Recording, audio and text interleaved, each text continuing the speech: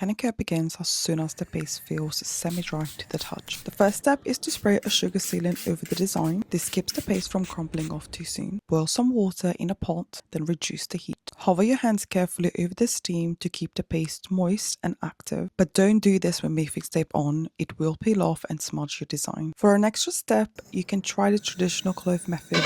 Add 4 to 5 cloves on a flat pan on low to medium heat and let them smoke. Hover your hands over the clove smoke for up to 15 minutes, taking breaks so you don't burn yourself. This method is safe to do with Mefix tape too. If you'd like to protect your henna overnight, apply Mefix tape once the paste is completely dry. This keeps the paste intact and avoids mess. Now you're ready to leave your henna on for at least 8 hours or overnight if you're a bride. Plan ahead, you may need help with eating or using the bathroom. The next morning, gather some oil, a blunt edge or butter knife and a little bit of vapor rub. Gently remove the Mefix tape. I've linked a full video on safe tape removal. Massage a natural oil onto your skin. I'm using argan oil. This helps loosen any leftover henna paste. Then use your blunt edge to scrape off the paste. Wipe away excess oil with a tissue. Once the area is dry, apply a very thin layer of vapor rub to the fresh henna stain. You can repeat this several times a day for 2 to 3 days. For best results, avoid water as much as possible in the first 24 hours. Don't place your hands on the running water and wear rubber gloves when you are washing the dishes or cleaning with harsh products. Avoid overly using antibacterial gel that will make your stain fade faster. As a Muslim woman, praying my daily salat is important to me. I recommend using a spray bottle over your henna areas during wudu and using minimal water everywhere else so you can still complete your prayers without affecting your stain.